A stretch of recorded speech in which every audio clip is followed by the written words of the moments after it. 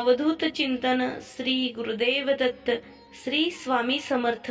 नमस्कार प्रिय स्वामी भक्तांनो, आज कोणतंही व्रत नाही, कोणतीही पूजा नाही, फक्त एक मंत्र आहे जो ऐकल्यानंतर तुमच्या इच्छा पूर्ण होऊ लागतील।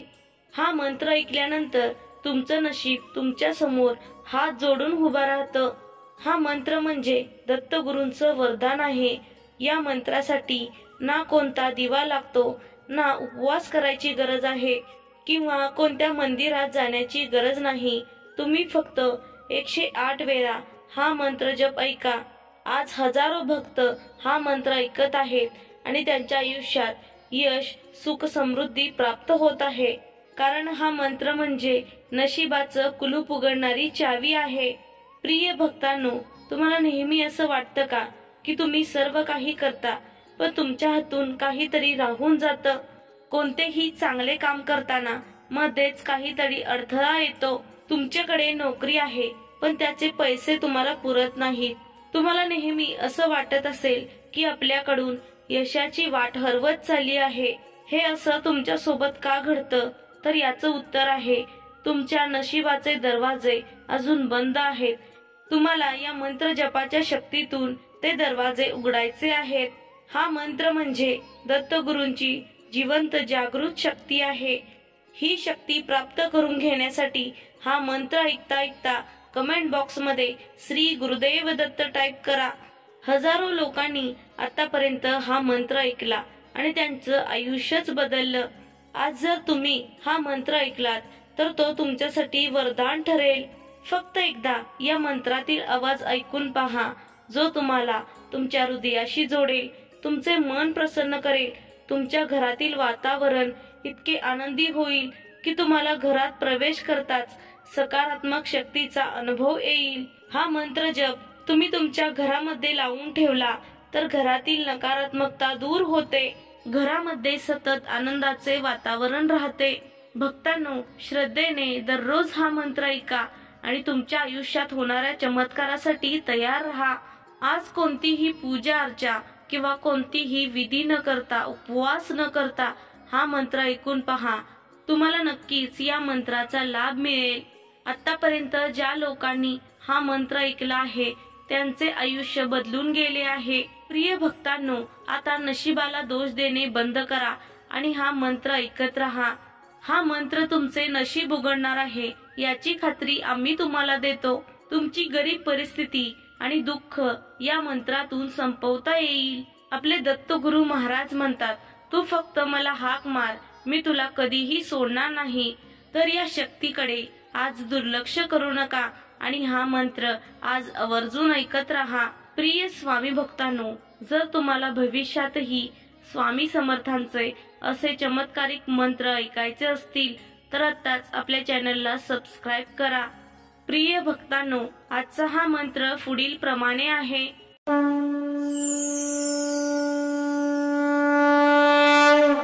ओम परम गुरुवे दत्तात्रयाय सुख समृद्धी प्रदाय नमः।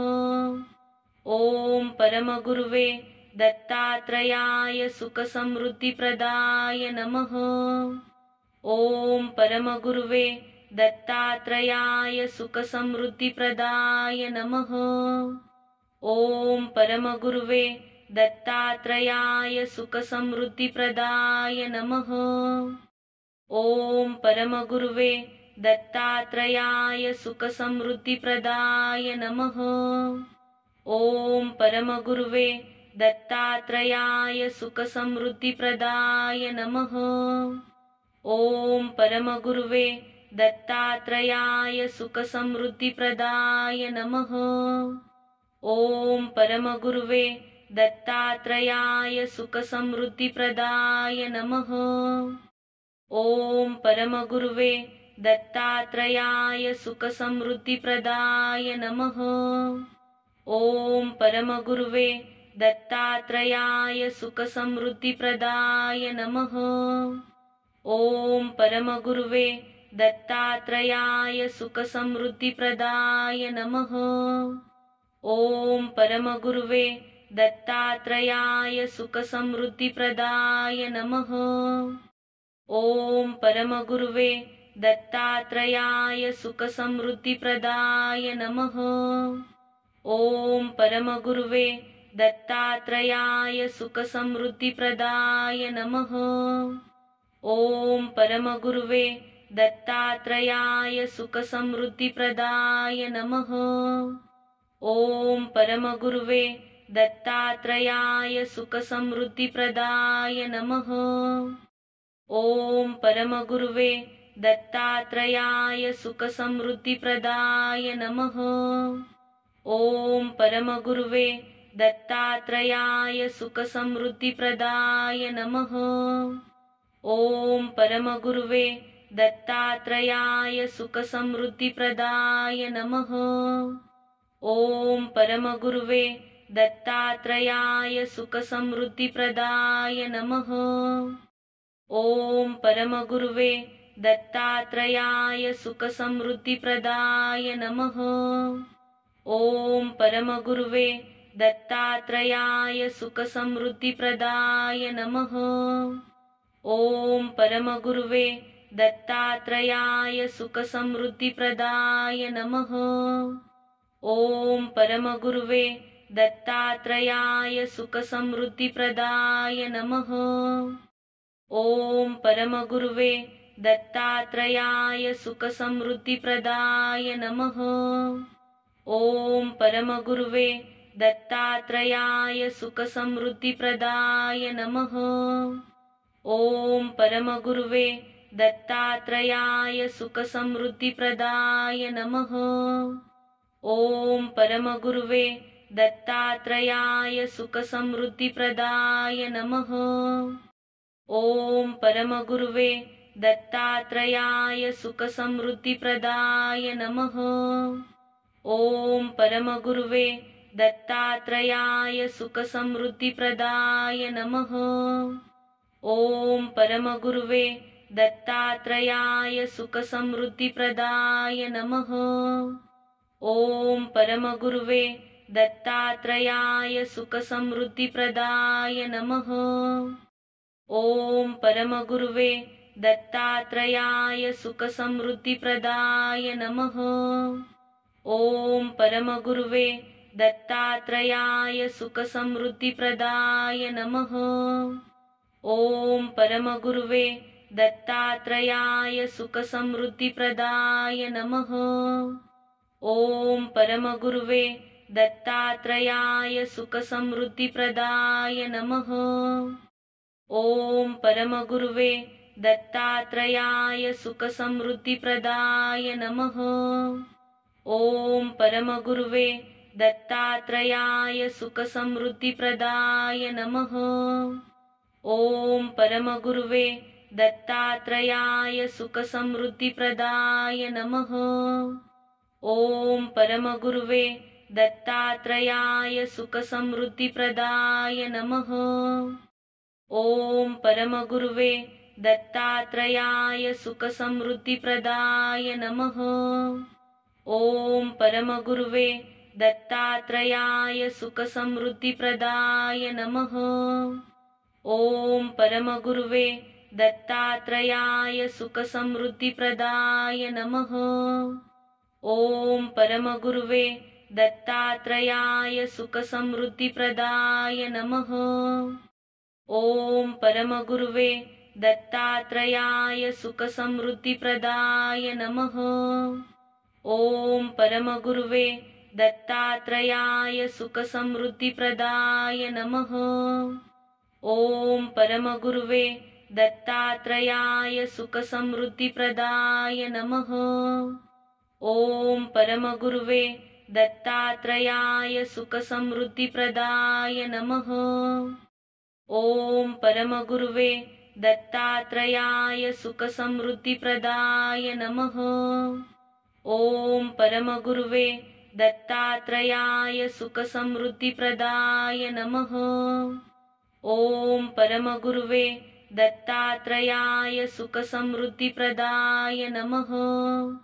ॐ परमगुरुवे दत्तात्रयाय सुखसमृद्धिप्रदाय नमः।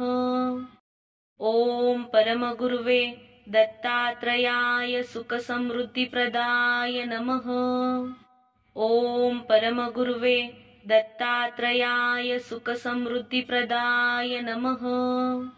ॐ परमगुरुवे दत्तात्रयाय सुखसमृद्धिप्रदाय नमः।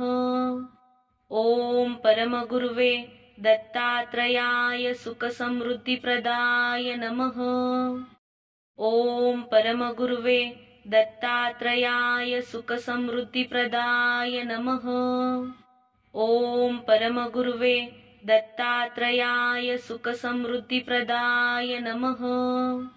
ॐ परमगुरुवे दत्तात्रयाय सुखसमृद्धिप्रदाय नमः। ॐ परमगुरुवे दत्तात्रयाय सुखसमृद्धिप्रदाय नमः। ॐ परमगुरुवे दत्तात्रयाय सुखसमृद्धिप्रदाय नमः। ॐ परमगुरुवे दत्तात्रयाय सुखसमृद्धिप्रदाय नमः। ॐ परमगुरुवे दत्तात्रयाय सुखसमृद्धिप्रदाय नमः। ॐ परमगुरुवे दत्तात्रयाय सुखसमृद्धिप्रदाय नमः। ॐ परमगुरुवे दत्तात्रयाय सुखसमृद्धिप्रदाय नमः। ॐ परमगुरुवे दत्तात्रयाय सुखसमृद्धिप्रदाय नमः। ॐ परमगुरुवे दत्तात्रयाय सुखसमृद्धिप्रदाय नमः।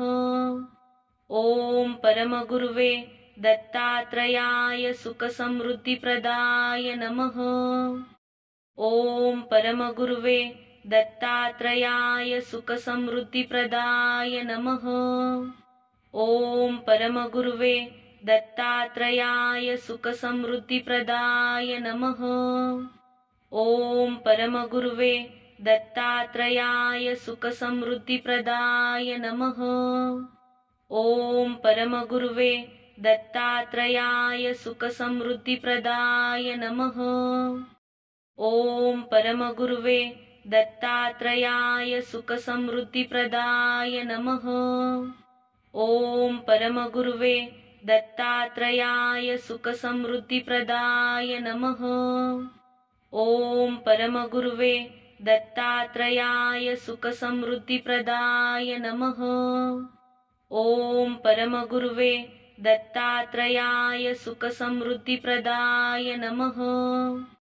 ॐ परमगुरुवे दत्तात्रयाय सुखसमृद्धिप्रदाय नमः। ॐ परमगुरुवे दत्तात्रयाय सुखसमृद्धिप्रदाय नमः।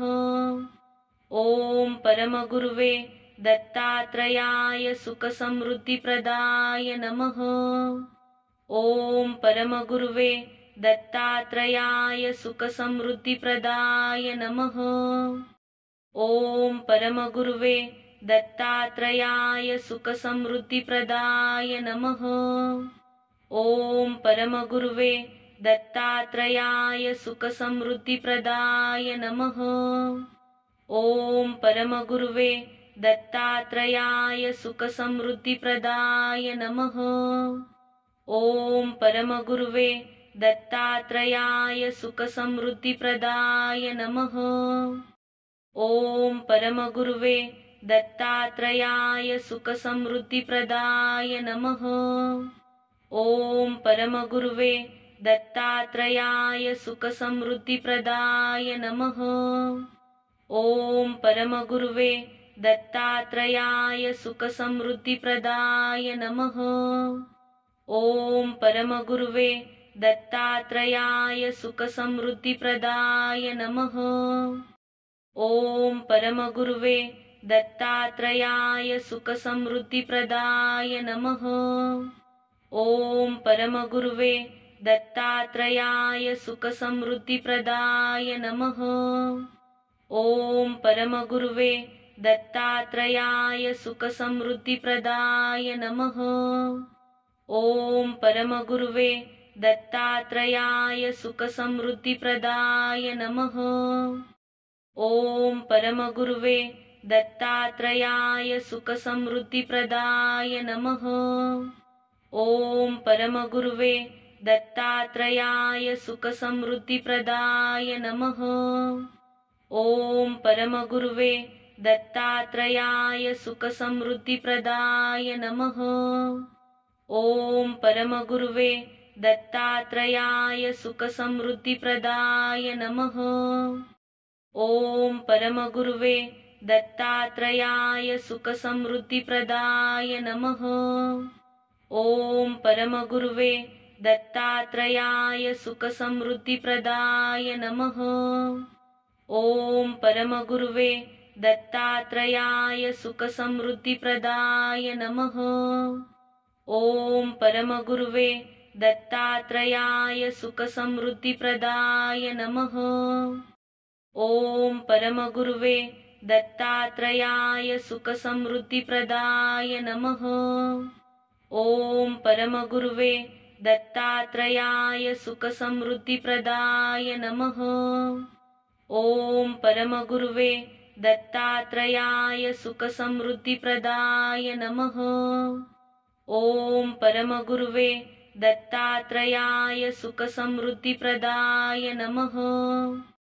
ॐ परमगुरुवे दत्तात्रयाय सुखसमृद्धिप्रदाय नमः। ॐ परमगुरुवे दत्तात्रयाय सुखसमृद्धिप्रदाय नमः। ॐ परमगुरुवे दत्तात्रयाय सुखसमृद्धिप्रदाय नमः। ॐ परमगुरुवे दत्तात्रयाय सुखसमृद्धिप्रदाय नमः। ॐ परमगुरुवे दत्तात्रयाय सुखसमृद्धिप्रदाय नमः। ॐ परमगुरुवे दत्तात्रयाय सुखसमृद्धिप्रदाय नमः। ॐ परमगुरुवे दत्तात्रयाय सुखसमृद्धिप्रदाय नमः।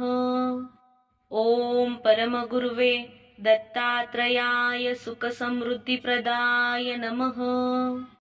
ॐ परमगुरुवे दत्तात्रयाय सुखसमृद्धिप्रदाय नमः।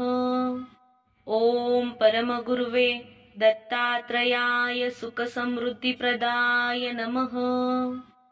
ॐ परमगुरुवे दत्तात्रयाय सुखसमृद्धिप्रदाय नमः।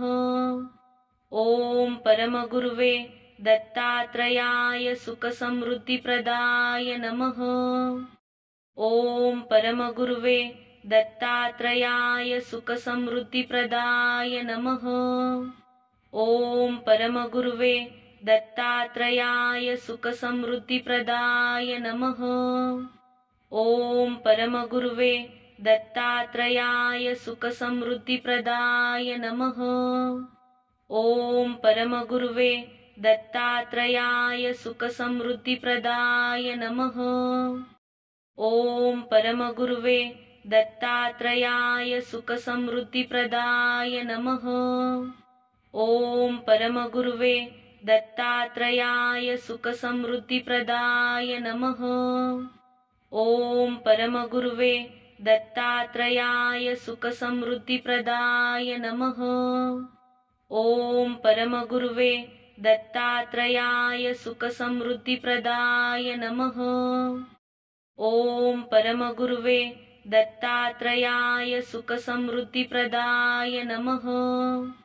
ॐ परमगुरुवे दत्तात्रयाय सुखसमृद्धिप्रदाय नमः। ॐ परमगुरुवे दत्तात्रयाय सुखसमृद्धिप्रदाय नमः। ॐ परमगुरुवे दत्तात्रयाय सुखसमृद्धिप्रदाय नमः। ॐ परमगुरुवे दत्तात्रयाय सुखसमृद्धिप्रदाय नमः।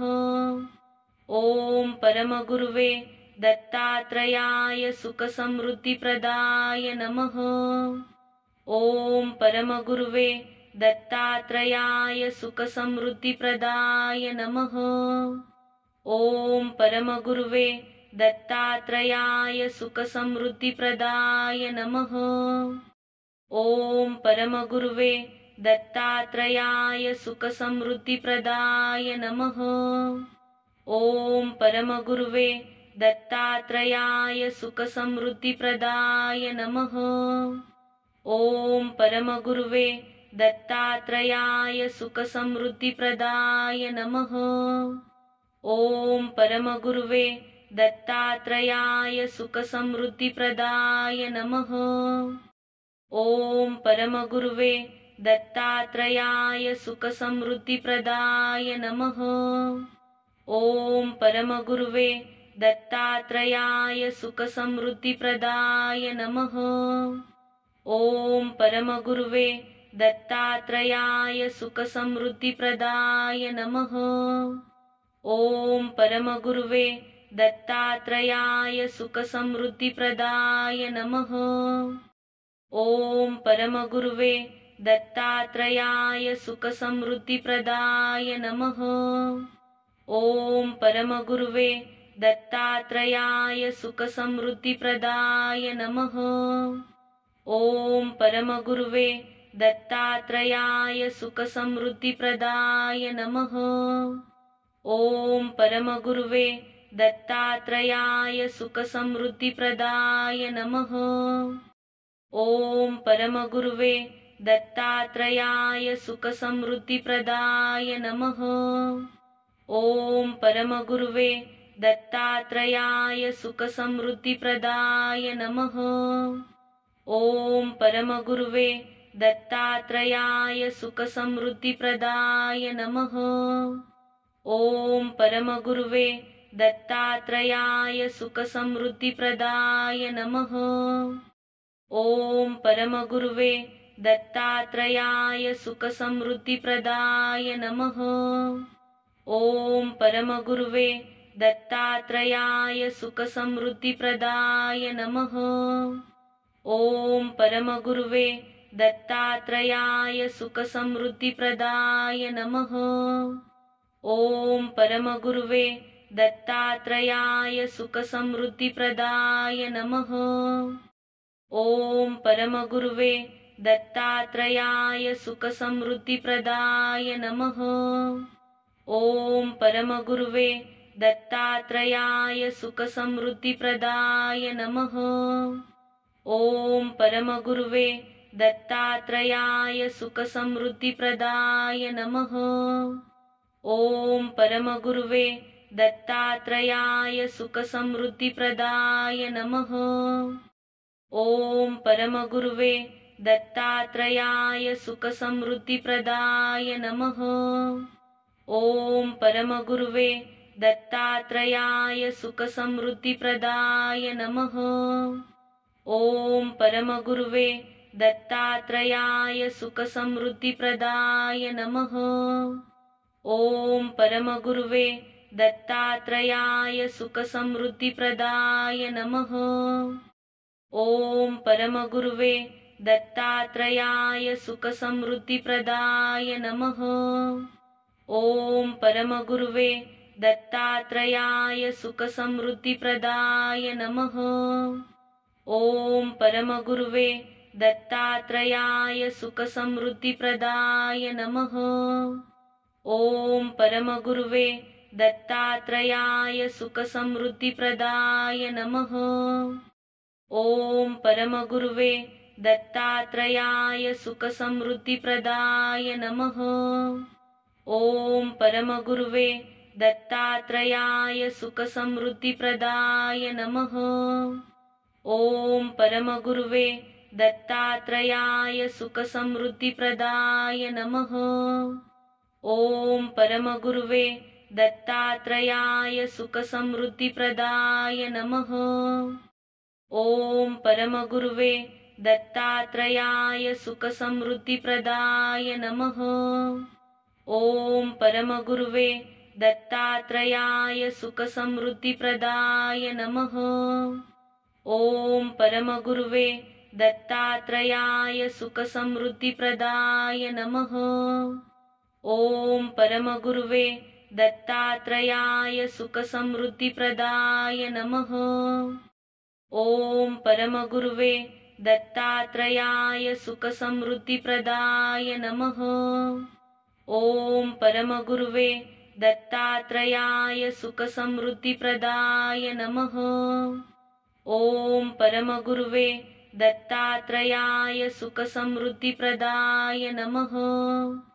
ॐ परमगुरुवे दत्तात्रयाय सुखसमृद्धिप्रदाय नमः। ॐ परमगुरुवे दत्तात्रयाय सुखसमृद्धिप्रदाय नमः। ॐ परमगुरुवे दत्तात्रयाय सुखसमृद्धिप्रदाय नमः। ॐ परमगुरुवे दत्तात्रयाय सुखसमृद्धिप्रदाय नमः। ॐ परमगुरुवे दत्तात्रयाय सुखसमृद्धिप्रदाय नमः। ॐ परमगुरुवे दत्तात्रयाय सुखसमृद्धिप्रदाय नमः। ॐ परमगुरुवे दत्तात्रयाय सुखसमृद्धिप्रदाय नमः। ॐ परमगुरुवे दत्तात्रयाय सुखसमृद्धिप्रदाय नमः। ॐ परमगुरुवे दत्तात्रयाय सुखसमृद्धिप्रदाय नमः। ॐ परमगुरुवे दत्तात्रयाय सुखसमृद्धिप्रदाय नमः। ॐ परमगुरुवे दत्तात्रयाय सुखसमृद्धिप्रदाय नमः। ॐ परमगुरुवे दत्तात्रयाय सुखसमृद्धिप्रदाय नमः। ॐ परमगुरुवे दत्तात्रयाय सुखसमृद्धिप्रदाय नमः। ॐ परमगुरुवे दत्तात्रयाय सुखसमृद्धिप्रदाय नमः। ॐ परमगुरुवे दत्तात्रयाय सुखसमृद्धिप्रदाय नमः। ॐ परमगुरुवे दत्तात्रयाय सुखसमृद्धिप्रदाय नमः। ॐ परमगुरुवे दत्तात्रयाय सुखसमृद्धिप्रदाय नमः। ॐ परमगुरुवे दत्तात्रयाय सुखसमृद्धिप्रदाय नमः। ॐ परमगुरुवे दत्तात्रयाय सुखसमृद्धिप्रदाय नमः। ॐ परमगुरुवे दत्तात्रयाय सुखसमृद्धिप्रदाय नमः। ॐ परमगुरुवे दत्तात्रयाय सुखसमृद्धिप्रदाय नमः। ॐ परमगुरुवे दत्तात्रयाय सुखसमृद्धिप्रदाय नमः। ॐ परमगुरुवे दत्तात्रयाय सुखसमृद्धिप्रदाय नमः। ॐ परमगुरुवे दत्तात्रयाय सुखसमृद्धिप्रदाय नमः। ॐ परमगुरुवे दत्तात्रयाय सुखसमृद्धिप्रदाय नमः। ॐ परमगुरुवे दत्तात्रयाय सुखसमृद्धिप्रदाय नमः। ॐ परमगुरुवे दत्तात्रयाय सुखसमृद्धिप्रदाय नमः। ॐ परमगुरुवे दत्तात्रयाय सुखसमृद्धिप्रदाय नमः। ॐ परमगुरुवे दत्तात्रयाय सुखसमृद्धिप्रदाय नमः। ॐ परमगुरुवे दत्तात्रयाय सुखसमृद्धिप्रदाय नमः। ॐ परमगुरुवे दत्तात्रयाय सुखसमृद्धिप्रदाय नमः। ॐ परमगुरुवे दत्तात्रयाय सुखसमृद्धिप्रदाय नमः। ॐ परमगुरुवे दत्तात्रयाय सुखसमृद्धिप्रदाय नमः। ॐ परमगुरुवे दत्तात्रयाय सुखसमृद्धिप्रदाय नमः। ॐ परमगुरुवे दत्तात्रयाय सुखसमृद्धिप्रदाय नमः। ॐ परमगुरुवे दत्तात्रयाय सुखसमृद्धिप्रदाय नमः। ॐ परमगुरुवे दत्तात्रयाय सुखसमृद्धिप्रदाय नमः। ॐ परमगुरुवे दत्तात्रयाय सुखसमृद्धिप्रदाय नमः। ॐ परमगुरुवे दत्तात्रयाय सुखसमृद्धिप्रदाय नमः। ॐ परमगुरुवे दत्तात्रयाय सुखसमृद्धिप्रदाय नमः। ॐ परमगुरुवे दत्तात्रयाय सुखसमृद्धिप्रदाय नमः। ॐ परमगुरुवे दत्तात्रयाय सुखसमृद्धिप्रदाय नमः। ॐ परमगुरुवे दत्तात्रयाय सुखसमृद्धिप्रदाय नमः। ॐ परमगुरुवे दत्तात्रयाय सुखसमृद्धिप्रदाय नमः। ॐ परमगुरुवे दत्तात्रयाय सुखसमृद्धिप्रदाय नमः। ॐ परमगुरुवे दत्तात्रयाय सुखसमृद्धिप्रदाय नमः। ॐ परमगुरुवे दत्तात्रयाय सुखसमृद्धिप्रदाय नमः। ॐ परमगुरुवे दत्तात्रयाय सुखसमृद्धिप्रदाय नमः। ॐ परमगुरुवे दत्तात्रयाय सुखसमृद्धिप्रदाय नमः। ॐ परमगुरुवे दत्तात्रयाय सुखसमृद्धिप्रदाय नमः। ॐ परमगुरुवे दत्तात्रयाय सुखसमृद्धिप्रदाय नमः। ॐ परमगुरुवे दत्तात्रयाय सुखसमृद्धिप्रदाय नमः। ॐ परमगुरुवे दत्तात्रयाय सुखसमृद्धिप्रदाय नमः। ॐ परमगुरुवे दत्तात्रयाय सुखसमृद्धिप्रदाय नमः। ॐ परमगुरुवे दत्तात्रयाय सुखसमृद्धिप्रदाय नमः।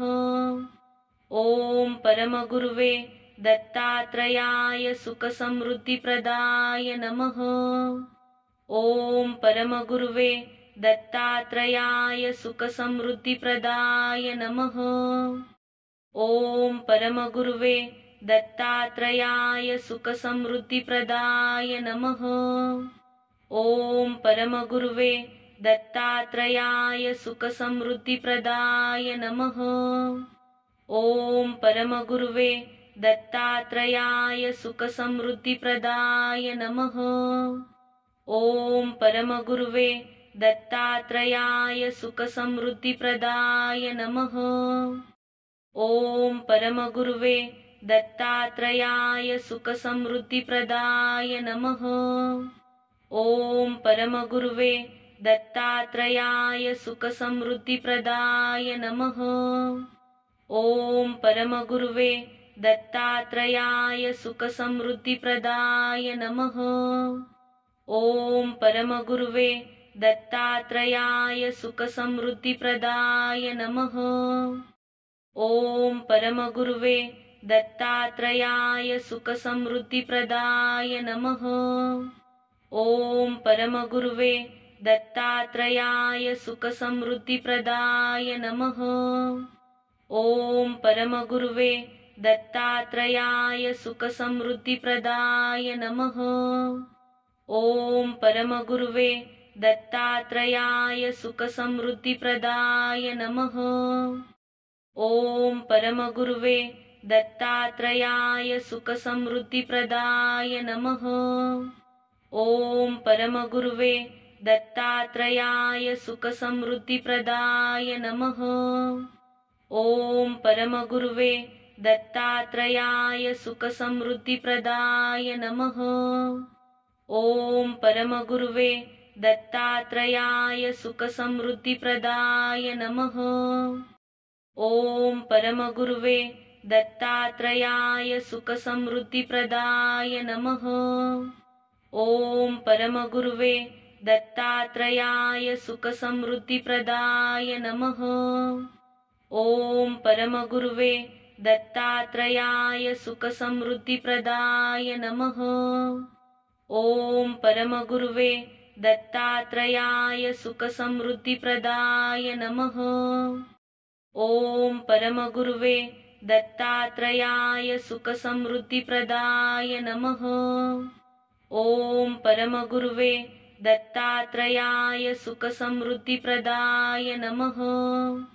ॐ परमगुरुवे दत्तात्रयाय सुखसमृद्धिप्रदाय नमः। ॐ परमगुरुवे दत्तात्रयाय सुखसमृद्धिप्रदाय नमः। ॐ परमगुरुवे दत्तात्रयाय सुखसमृद्धिप्रदाय नमः। ॐ परमगुरुवे दत्तात्रयाय सुखसमृद्धिप्रदाय नमः। ॐ परमगुरुवे दत्तात्रयाय सुखसमृद्धिप्रदाय नमः। ॐ परमगुरुवे दत्तात्रयाय सुखसमृद्धिप्रदाय नमः। ॐ परमगुरुवे दत्तात्रयाय सुखसमृद्धिप्रदाय नमः। ॐ परमगुरुवे दत्तात्रयाय सुखसमृद्धिप्रदाय नमः। ॐ परमगुरुवे दत्तात्रयाय सुखसमृद्धिप्रदाय नमः। ॐ परमगुरुवे दत्तात्रयाय सुखसमृद्धिप्रदाय नमः। ॐ परमगुरुवे दत्तात्रयाय सुखसमृद्धिप्रदाय नमः। ॐ परमगुरुवे दत्तात्रयाय सुखसमृद्धिप्रदाय नमः। ॐ परमगुरुवे दत्तात्रयाय सुखसमृद्धिप्रदाय नमः। ॐ परमगुरुवे दत्तात्रयाय सुखसमृद्धिप्रदाय नमः। ॐ परमगुरुवे दत्तात्रयाय सुखसमृद्धिप्रदाय नमः। ॐ परमगुरुवे दत्तात्रयाय सुखसमृद्धिप्रदाय नमः। ॐ परमगुरुवे दत्तात्रयाय सुखसमृद्धिप्रदाय नमः। ॐ परमगुरुवे दत्तात्रयाय सुखसमृद्धिप्रदाय नमः। ॐ परमगुरुवे दत्तात्रयाय सुखसमृद्धिप्रदाय नमः। ॐ परमगुरुवे दत्तात्रयाय सुखसमृद्धिप्रदाय नमः। ॐ परमगुरुवे दत्तात्रयाय सुखसमृद्धिप्रदाय नमः। ॐ परमगुरुवे दत्तात्रयाय सुखसमृद्धिप्रदाय नमः। ॐ परमगुरुवे दत्तात्रयाय सुखसमृद्धिप्रदाय नमः। ॐ परमगुरुवे दत्तात्रयाय सुखसमृद्धिप्रदाय नमः। ॐ परमगुरुवे दत्तात्रयाय सुखसमृद्धिप्रदाय नमः। ॐ परमगुरुवे दत्तात्रयाय सुखसमृद्धिप्रदाय नमः। ॐ परमगुरुवे दत्तात्रयाय सुखसमृद्धिप्रदाय नमः। ॐ परमगुरुवे दत्तात्रयाय सुखसमृद्धिप्रदाय नमः। ॐ परमगुरुवे दत्तात्रयाय सुखसमृद्धिप्रदाय नमः। ॐ परमगुरुवे दत्तात्रयाय सुखसमृद्धिप्रदाय नमः। ॐ परमगुरुवे दत्तात्रयाय सुखसमृद्धिप्रदाय नमः। ॐ परमगुरुवे दत्तात्रयाय सुखसमृद्धिप्रदाय नमः। ॐ परमगुरुवे दत्तात्रयाय सुखसमृद्धिप्रदाय नमः। ॐ परमगुरुवे दत्तात्रयाय सुखसमृद्धिप्रदाय नमः। ॐ परमगुरुवे दत्तात्रयाय सुखसमृद्धिप्रदाय नमः। ॐ परमगुरुवे दत्तात्रयाय सुखसमृद्धिप्रदाय नमः। ॐ परमगुरुवे दत्तात्रयाय सुखसमृद्धिप्रदाय नमः। ॐ परमगुरुवे दत्तात्रयाय सुखसमृद्धिप्रदाय नमः। ॐ परमगुरुवे दत्तात्रयाय सुखसमृद्धिप्रदाय नमः।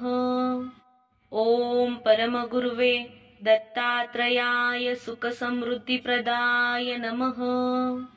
ॐ परमगुरुवे दत्तात्रयाय सुखसमृद्धिप्रदाय नमः। ॐ परमगुरुवे दत्तात्रयाय सुखसमृद्धिप्रदाय नमः।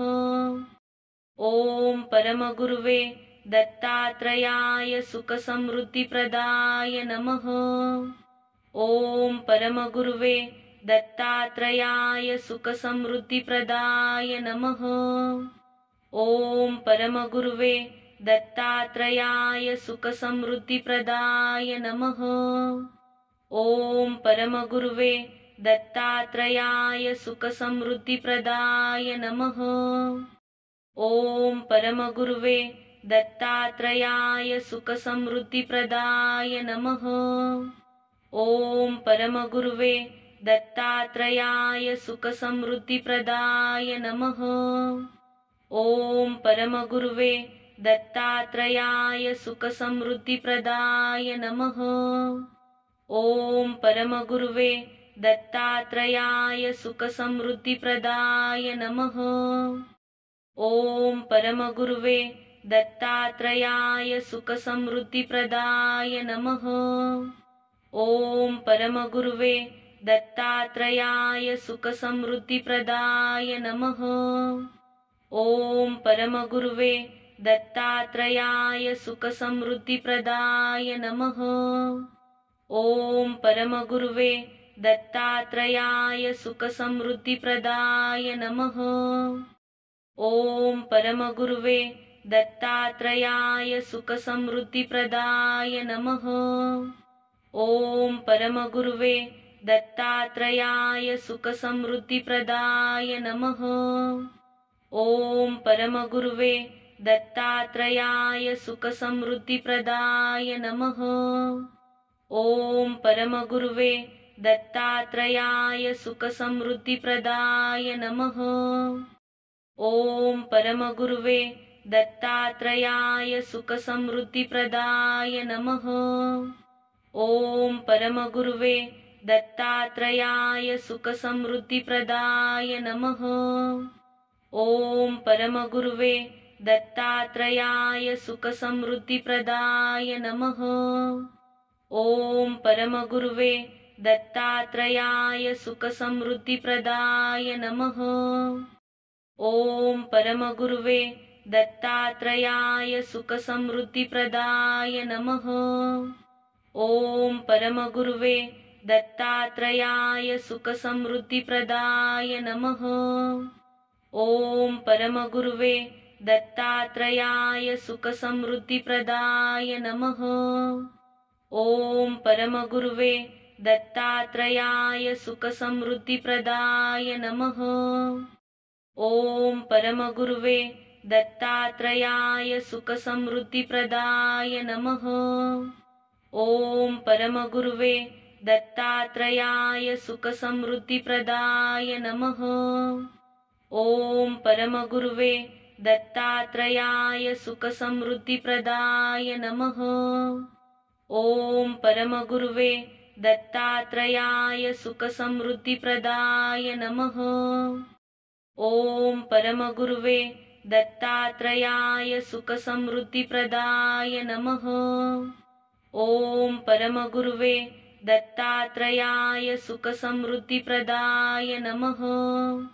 ॐ परमगुरुवे दत्तात्रयाय सुखसमृद्धिप्रदाय नमः।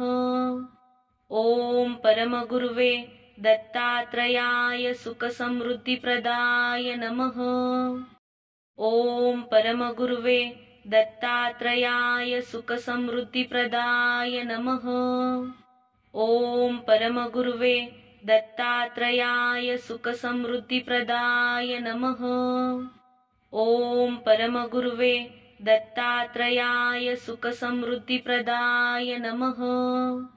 ॐ परमगुरुवे दत्तात्रयाय सुखसमृद्धिप्रदाय नमः। ॐ परमगुरुवे दत्तात्रयाय सुखसमृद्धिप्रदाय नमः। ॐ परमगुरुवे दत्तात्रयाय सुखसमृद्धिप्रदाय नमः। ॐ परमगुरुवे दत्तात्रयाय सुखसमृद्धिप्रदाय नमः। ॐ परमगुरुवे दत्तात्रयाय सुखसमृद्धिप्रदाय नमः। ॐ परमगुरुवे दत्तात्रयाय सुखसमृद्धिप्रदाय नमः। ॐ परमगुरुवे दत्तात्रयाय सुखसमृद्धिप्रदाय नमः। ॐ परमगुरुवे दत्तात्रयाय सुखसमृद्धिप्रदाय नमः। ॐ परमगुरुवे दत्तात्रयाय सुखसमृद्धिप्रदाय नमः। ॐ परमगुरुवे दत्तात्रयाय सुखसमृद्धिप्रदाय नमः। ॐ परमगुरुवे दत्तात्रयाय सुखसमृद्धिप्रदाय नमः। ॐ परमगुरुवे दत्तात्रयाय सुखसमृद्धिप्रदाय नमः। ॐ परमगुरुवे दत्तात्रयाय सुखसमृद्धिप्रदाय नमः। ॐ परमगुरुवे दत्तात्रयाय सुखसमृद्धिप्रदाय नमः। ॐ परमगुरुवे दत्तात्रयाय सुखसमृद्धिप्रदाय नमः। ॐ परमगुरुवे दत्तात्रयाय सुखसमृद्धिप्रदाय नमः। ॐ परमगुरुवे दत्तात्रयाय सुखसमृद्धिप्रदाय नमः। ॐ परमगुरुवे दत्तात्रयाय सुखसमृद्धिप्रदाय नमः। ॐ परमगुरुवे दत्तात्रयाय सुखसमृद्धिप्रदाय नमः। ॐ परमगुरुवे दत्तात्रयाय सुखसमृद्धिप्रदाय नमः। ॐ परमगुरुवे दत्तात्रयाय सुखसमृद्धिप्रदाय नमः। ॐ परमगुरुवे दत्तात्रयाय सुखसमृद्धिप्रदाय नमः। ॐ परमगुरुवे दत्तात्रयाय सुखसमृद्धिप्रदाय नमः। ॐ परमगुरुवे दत्तात्रयाय सुखसमृद्धिप्रदाय नमः। ॐ परमगुरुवे दत्तात्रयाय सुखसमृद्धिप्रदाय नमः। ॐ परमगुरुवे दत्तात्रयाय सुखसमृद्धिप्रदाय नमः। ॐ परमगुरुवे दत्तात्रयाय सुखसमृद्धिप्रदाय नमः। ॐ परमगुरुवे दत्तात्रयाय सुखसमृद्धिप्रदाय नमः। ॐ परमगुरुवे दत्तात्रयाय सुखसमृद्धिप्रदाय नमः। ॐ परमगुरुवे दत्तात्रयाय सुखसमृद्धिप्रदाय नमः। ॐ परमगुरुवे दत्तात्रयाय सुखसमृद्धिप्रदाय नमः। ॐ परमगुरुवे दत्तात्रयाय सुखसमृद्धिप्रदाय नमः। ॐ परमगुरुवे दत्तात्रयाय सुखसमृद्धिप्रदाय नमः। ॐ परमगुरुवे दत्तात्रयाय सुखसमृद्धिप्रदाय नमः। ॐ परमगुरुवे दत्तात्रयाय सुखसमृद्धिप्रदाय नमः। ॐ परमगुरुवे दत्तात्रयाय सुखसमृद्धिप्रदाय नमः। ॐ परमगुरुवे दत्तात्रयाय सुखसमृद्धिप्रदाय नमः। ॐ परमगुरुवे दत्तात्रयाय सुखसमृद्धिप्रदाय नमः। ॐ परमगुरुवे दत्तात्रयाय सुखसमृद्धिप्रदाय नमः। ॐ परमगुरुवे दत्तात्रयाय सुखसमृद्धिप्रदाय नमः। ॐ परमगुरुवे दत्तात्रयाय सुखसमृद्धिप्रदाय नमः।